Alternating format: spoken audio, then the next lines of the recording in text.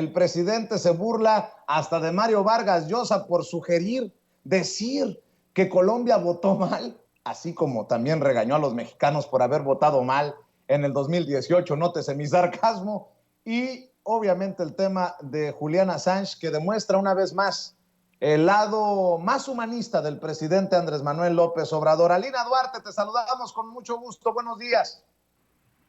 Hola, ¿qué tal, Vicente? Muy buenos días. Saludos a ti, a todo el auditorio de Sin Censura. Pues mira, seguimos con estos temas y las reacciones que ha generado y sobre todo el dolor de cabeza que significa para muchos la victoria de Gustavo Petro, tanto dentro de Colombia como fuera. Son estas mismas personas que dicen que se van a ir de Colombia si ganaba Gustavo Petro, lo mismo que si ganaba Andrés Manuel aquí. Yo sugería que toda esta gente debería un nuevo país, pero como de plano no les da por la vía democrática, al menos una sala de Zoom con Juan Guaidó o algo así. Pero mira, este tema de Colombia está sacando muchas chispas, en especial porque hubo una inversión brutal por parte de las derechas, y yo lo he dicho aquí, creo que es la más rancia en el caso de América Latina y el Caribe, el caso de la derecha colombiana paramilitar, ligada, incluso el expresidente Álvaro Uribe tiene decenas de investigaciones abiertas en su contra por lavado de dinero, compra de votos y sobre todo también por conexiones con el narcotráfico. Y aún así ostentan varias décadas. Entonces yo coincido, ¿no? En un poco alegrarse, vaya, de esta victoria que es de todos y todas las colombianas, que no fue fácil, que ha costado cientos de asesinados simplemente de los acuerdos de paz del 2016 a la fecha son cerca de 350 firmantes de estos, los que han sido las y los que han sido asesinados. La violencia definitivamente no para y por eso es que creo que habrá que festejar incluso al doble, ¿no? Esto de Mario Vargas Llosa, de verdad es bárbaro, ¿no? Son de perfiles que uno no termina de entender, porque logró describir a la perfección las dictaduras en América Latina a través de su literatura durante los 60, los 70, y aún así no entiende nada de lo que está ocurriendo hoy.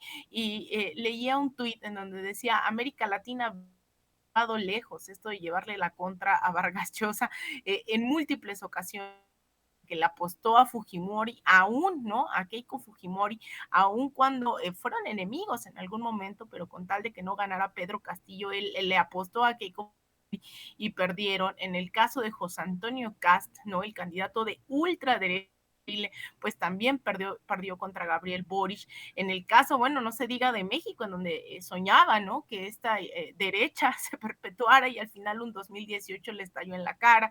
Y ahora el caso más reciente es el de Gustavo Petro y Francia Márquez. No me canso de insistir en que es la dupla, la ganadora, y que no hay duda a estas alturas de que sin Francia Márquez no se hubiese logrado la victoria de este domingo. Él apostaba justamente a Rodolfo Hernández, le apostaba incluso, ¿no? A este uribismo que al final ni siquiera pasó a la segunda vuelta y más allá de que la gente eligiera a Rodolfo Hernández, que era como yo lo decía, el Vicente Fox colombiano, aún así, pues el mensaje era claro, ya no quería al pueblo colombiano más uribismo y decidió votar hacia otro lado. Entonces, estas pequeñas risas, ¿no? Estas pequeñas alegrías que nos da esta victoria, pues creo que es parte del momento. Escuchaba a mucha gente que tener miedo, ¿no? De ahora sí lo que se viene, porque es llenar esas expectativas del pueblo colombiano, cumplir esas promesas país sumamente devastado por la violencia, la pobreza, la desigualdad.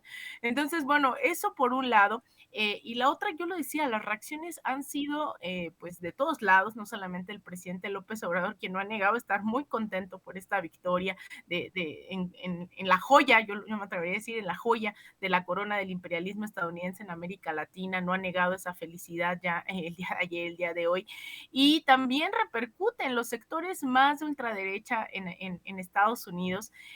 Parecerá a modo de broma, no lo es, el gobernador de Florida, Ron DeSantis, que representa toda esa gente de Miami, de ultraderecha, sea de Nicaragua, Venezuela, Cuba, etcétera.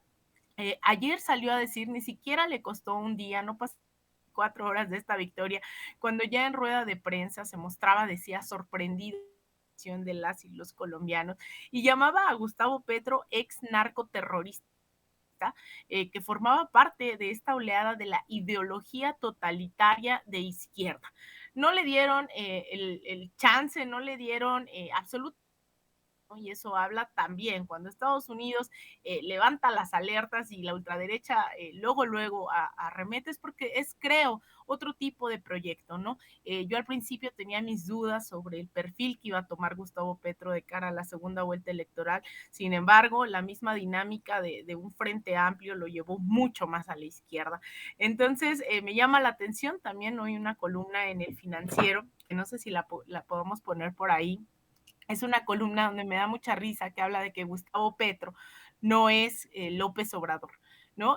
Como en esta dinámica, estamos haciendo competencias de si son carreritas, de quién es más de izquierda. Sin embargo, llama la atención que son capaces de justificar incluso que haya pertenecido a una guerrilla para decir que va a ser mucho mejor gobernante que López Obrador, porque Gustavo Petro sí sabe cómo funciona el narcotráfico y a diferencia del presidente López Obrador no va a dejar que un solo grupo, ¿no? Que entre ellos se peleen y que un grupo el territorio. Dice López Obrador no toma en cuenta que los grupos del crimen controlan las actividades delictivas y que actuando libremente aumentan el narcomenudeo, el secuestro, el cobro de piso, etcétera.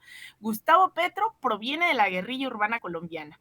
Petro conoce la desigualdad en su país y es un exmiembro del M-19 que fue llamado por muchos colombianos como Robin Hood, por las acciones en las que asaltaban camiones con suministros que después repartían a familias pobres de distintas regiones del país. A diferencia de López Obrador, no sé cómo actúan ni las motivaciones de los grupos del crimen organizado, especialmente dedicados al narcotráfico. Petro se ve a sí mismo como un revolucionario obstinado y en ello se parece mucho a López Obrador, que se define como necio. Ambos llegaron a la presidencia en su tercer intento, ¿no? Hay una serie de verdad de opiniones hoy en las redes que me refiero a la prensa mexicana, que son capaces incluso de justificar cierta victoria, ¿no? Logran conceder cierto margen de acción y de legitimidad a Gustavo Petro, pero no al presidente López Obrador. Vicente, me sumamente gracioso que a pesar de muchas similitudes y que las diferencias ya las hemos abordado aquí a profundidad, aún así el presidente López Obrador signifique lo peor, no solo parece para México, sino para América Latina, Vicente. Así es. De hecho, deja